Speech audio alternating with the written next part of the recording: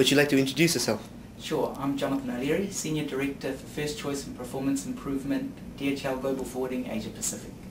Jonathan, since the initial rollout of the First Choice program, what have been some of the key learnings for the company?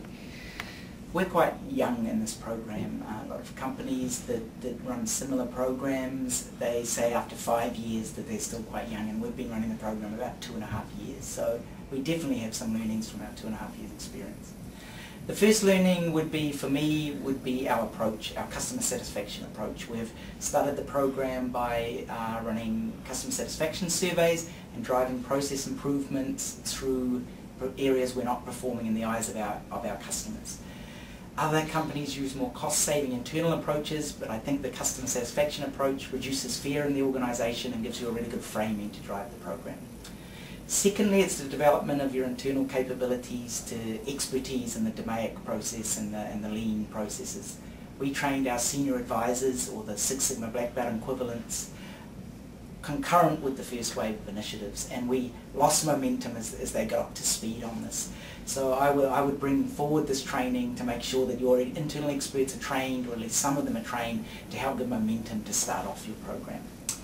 Also, the program governance, I think we had country program managers in all countries to launch this program who looked after the communications, the surveys, the training, the allocation of resources. So this gave countries their own internal look at the process and drive of the process, so it wasn't too top-down and regionally driven. I think real belief from the top.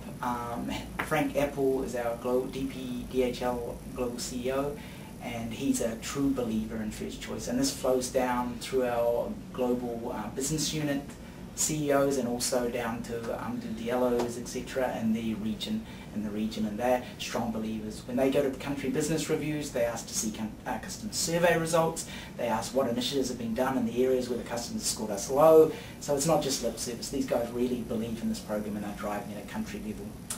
And I think the final key learning from these first 2.5 years would be the mix between DMAIC, sort of data statistical approach, and also the lean process improvement approach, with the lean side looking at reduced handovers and improving your process lead times, etc.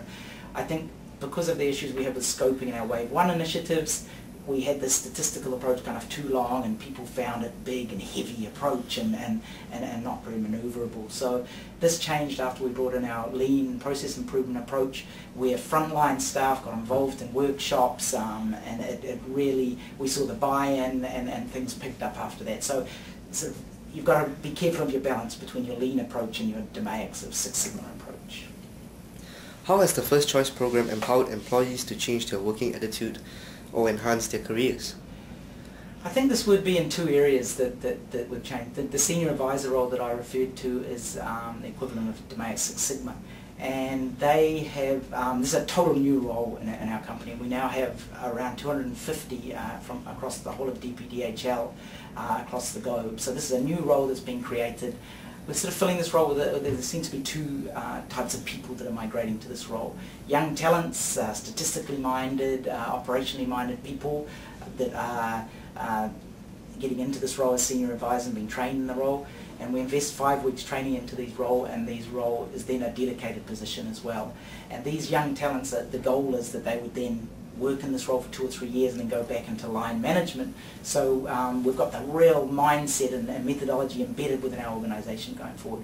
But I guess the unexpected sort of benefit was that we have some really mature people in the organisation, people 50, 55, who had sort of finished doing what they were doing, maybe slightly looking for other opportunities, and this has been a really exciting opportunity for these guys to use their business experience and their business knowledge along with the Six Sigma and DMAIC approaches to really add value to our business.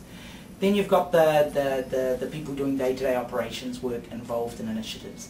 They are involved in the initiatives. Sometimes they can be hidden back in their office doing their job, but through the initiatives their profile is being raised, and we've seen some people really accelerate their career development and their progression within their departments through the exposure they've gained working on initiatives. And my last question for you, Jonathan.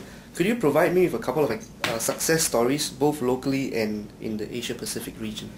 I think we've got over 500 initiatives going across all business units across Asia Pacific, so it's very hard to sort of pinpoint the best, but I can give you a couple examples from DHL Global Forwarding. In the Philippines, we had, before the initiative, we had a situation where offloaded shipments and shipments not flown on the correct airline or on the airline that was booked. We took 56 hours to notify our customers on this, and after our full DMAIC initiative there, we reduced this to 2 hours, and this has been meeting the target consistently now for over a year. And this has enabled our customers to be proactive with their customers. So we tell our customers that it hasn't met this flight and it'll be on another flight, so they can tell their customers who may have manufacturing schedules planned, etc. So improving everybody's view of the supply chain through a more proactive approach. We've also looked at invoicing in many countries, Philippines, Hong Kong, Singapore, and reducing invoicing errors by 50% is a very common target that we're achieving. We've sort of set that as a goal initially because we're still quite young, that a 50% target improvement first, and then we have examples like in Singapore where they had an invoicing timeliness for one product of 14 days. They reduced that by 50% to 7 days, and now they're doing another initiative to reduce that 7 days down to 3.5 days. So trying not to bite off too much and systematically improve that way.